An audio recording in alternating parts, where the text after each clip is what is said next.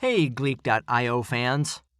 Making a purchase online involves a lot of back and forth between the user, the store, the payment gateway, and the bank. That makes it perfect for describing with a sequence diagram. Let's get to it. First, open up the Gleek.io app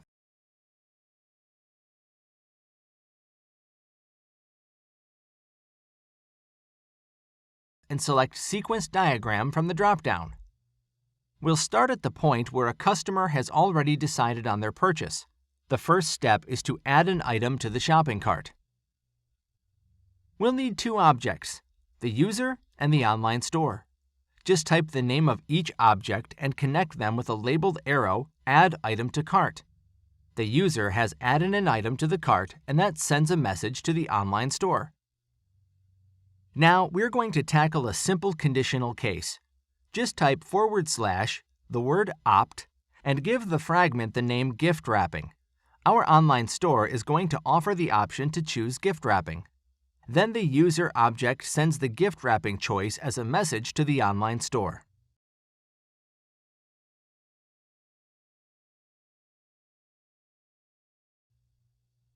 Now, let's add the other objects to our sequence diagram, the payment gateway and the bank. We're going to give the user a choice between paying by card or by bank transfer. To do this, we need to create two alternatives. Type a / followed by Alt with Payment with Card. Then add the messages after hitting the Tab key. First, the user enters their card details on the online store.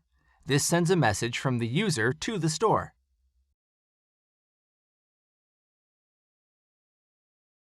The online store then communicates with the payment gateway.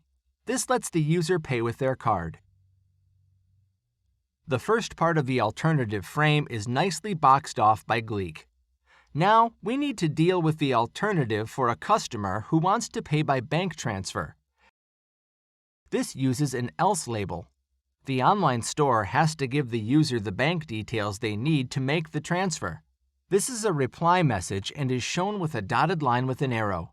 Just add a period after the hyphen to create a dotted line.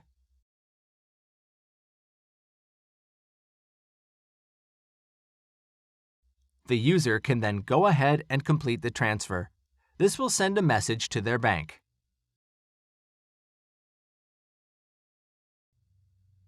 The final stage in the purchasing process is that the online store sends a confirmation message to the user, and this ends the part of the sequence diagram that we want to model.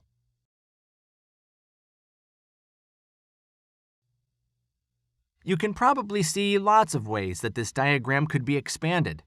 Take your time to play with the Gleek app, then share your ideas in the comments below. Happy diagramming!